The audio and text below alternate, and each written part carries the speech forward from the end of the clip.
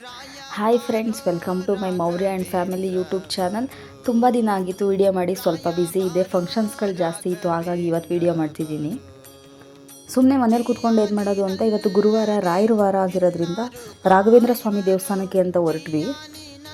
ತುಂಬ ಅಂದರೆ ತುಂಬ ಜನ ಇವತ್ತು. ನಾವು ನಾರ್ಮಲ್ ಡೇಸಲ್ಲಿ ಹೋದಾಗಲೇ ಆಲ್ಮೋಸ್ಟ್ ಜನ ರಶ್ ಇರ್ತಾಯಿದ್ರು. ಇವತ್ತು ಕ್ರಿಸ್ಮಸ್ ಬೇರೆ, ಕ್ರಿಸ್ಮಸ್ ಲೀವ್ ಇರೋದ್ರಿಂದ ಬೇರೆ ಬೇರೆ ಕಡೆಯಿಂದ ಎಲ್ಲ ಜನ ಇಲ್ಲಿಗೆ ಬರ್ತಾಯಿದ್ದಾರೆ. ಈ ದೇವಸ್ಥಾನ ಬಂದು ಮಾಗಡಿ ಬೆಂಗಳೂರು ಮೇನ್ ರೋಡ್ ಏನಿದೆ ಅಲ್ಲಿ ಹೊನ್ನಗನಟ್ಟಿ ಅನ್ನೋ ಗ್ರಾಮದಲ್ಲಿರೋದು.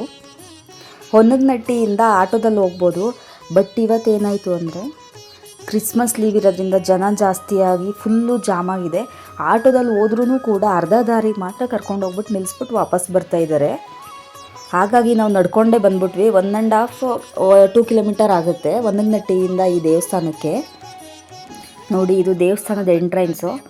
ನೋಡಿ, ಇಲ್ಲೆಲ್ಲ ಬಟ್ಟೆ ಮಾರ್ತಿದ್ದಾರೆ, ಮಕ್ಕಳದು ಆಟದ ಸಾಮಾನು ಮಾರ್ತಿದ್ದಾರೆ, ಮತ್ತು ನೋಡಿ ತರಕಾರಿ ಎಲ್ಲ ಮಾರ್ತಿದ್ದಾರೆ. ಇಲ್ಲೆಲ್ಲ ಜಾಸ್ತಿ ರೇಟೇ ಇರುತ್ತೆ ಆಲ್ಮೋಸ್ಟು. ಬೇರೆ ದಿನಗಳಲ್ಲೇ ಇಲ್ಲೆಲ್ಲ ಜಾಸ್ತಿ ರೇಟ್ ಇರುತ್ತೆ. ಇನ್ನು ಗುರುವಾರ ಬಂತು ಅಂದರೆ ಅಂತೂ ಇನ್ನೂ ರೇಟ್ ಜಾಸ್ತಿ ಇರುತ್ತೆ. ನೋಡಿ, ಇಲ್ಲೆಲ್ಲ ಫ್ರೂಟ್ಸ್ ಎಲ್ಲ ಇಟ್ಟಿದ್ದಾರೆ.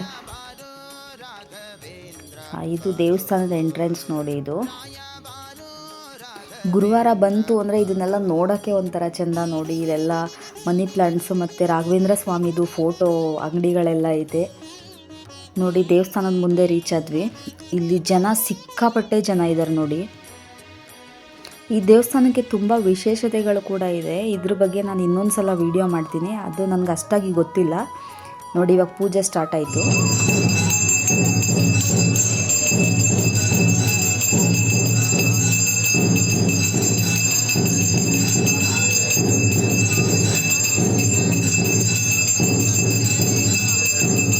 ಮತ್ತು ಪೂಜೆ ಎಲ್ಲ ಮುಗೀತು. ದರ್ಶನ ಮಾಡ್ಕೊಂಡು ಪ್ರಸಾದ ತಿಂದ್ಕೊಂಡು ಮನೆ ಕಡೆ ಹೊರಟ್ವಿ.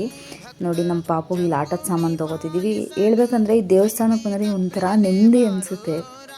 ಆ ರಾಯರು ನಂಬಿದವ್ರನ್ನ ಯಾವತ್ತೂ ಕೂಡ ಕೈ ಬಿಡಲ್ಲ. ನೀವೊಂದು ಸಲ ವಿಸಿಟ್ ಮಾಡಿ ಫ್ರೆಂಡ್ಸ್, ತುಂಬ ಒಳ್ಳೆಯದಾಗುತ್ತೆ ಈ ದೇವಸ್ಥಾನಕ್ಕೆ ಬಂದೋದ್ರೆ.